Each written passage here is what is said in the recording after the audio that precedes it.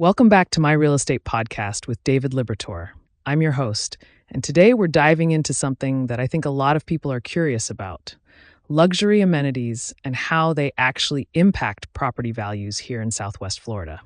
David, thanks so much for being here. Hey, thanks for having me. I'm really excited to talk about this because it's something I see every single day in the market. Luxury amenities have become such a huge driver of value, especially down here in Southwest Florida. It's not just about having a nice place to live anymore. It's about the lifestyle and the experience. Right? And that's what I want to dig into.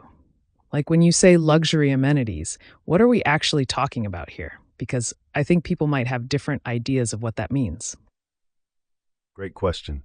So we're looking at things like resort-style pools, high-end fitness centers, spas, concierge services, private beach access, golf courses, smart home technology, wine cellars, theater rooms, really the full spectrum.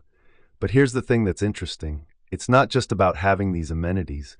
It's about how they're designed and how they integrate into the community.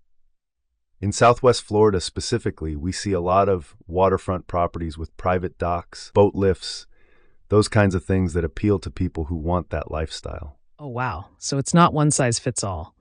You're saying the amenities that drive value really depend on what your target buyer is looking for? Exactly. That's the key insight. A luxury condo in Naples is going to have different amenities than a waterfront estate in Sanibel. You've got to think about who's buying in that market.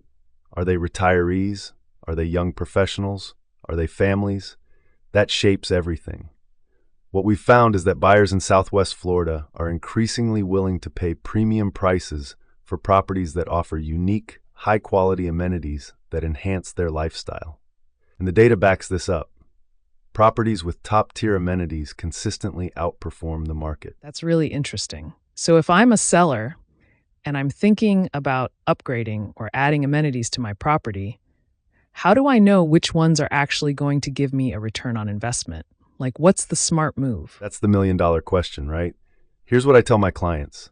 Focus on amenities that appeal to the broadest segment of your target market and that are relevant to the Southwest Florida lifestyle. Outdoor living spaces are huge. Think high-end landscaping, resort-style pools, outdoor kitchens. People down here want to entertain and enjoy the weather. Then you've got your smart home technology, which appeals to younger buyers and tech-savvy buyers. Security systems, automated lighting, climate control, these things add real value. And then there are those signature amenities that can really set a property apart. Private spas, wine rooms, home theaters. But you want to make sure they're done at a high level. A mediocre upgrade can actually hurt you. No kidding. So quality over quantity. I like that. And I'm curious, when you're looking at a luxury property, how much of the price tag do you think is actually driven by these amenities versus location or the actual structure of the home? That's a great breakdown question. Location is always going to be number one, right? That's the foundation. But once you're in a desirable location, amenities can easily account for 20 to 40% of the property's value, depending on what we're talking about. A waterfront property with private beach access and a resort-style pool, that's going to command a significant premium. And here's something people don't always think about. Amenities can actually help properties sell faster. In a competitive market, the right amenities can be the difference between a property sitting on the market and getting multiple offers.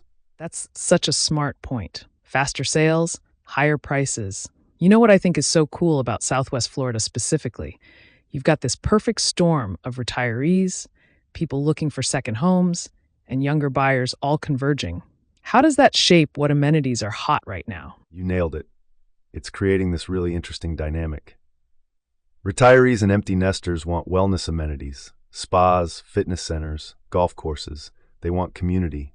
Younger buyers and families want tech, outdoor living, and flexibility.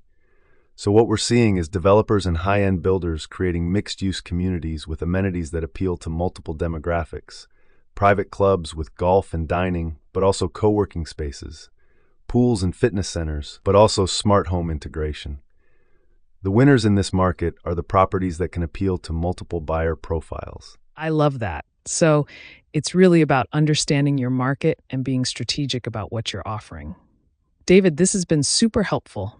Any final thoughts for someone who's either buying or selling a luxury property in Southwest Florida right now? Yeah, one thing I'd say is don't underestimate the power of amenities. Whether you're buying or selling, take time to really understand what's driving value in your specific market segment. And if you're selling, invest in the amenities that matter most to your target buyer. It's going to pay off. And if you're buying, make sure you're not just paying for amenities you won't use. Think about your lifestyle and what actually matters to you. That's where you'll find real value. That's great advice. David Libertor, thanks so much for being here and breaking all this down. Really appreciate your insight on luxury amenities and Southwest Florida real estate. Thanks for having me.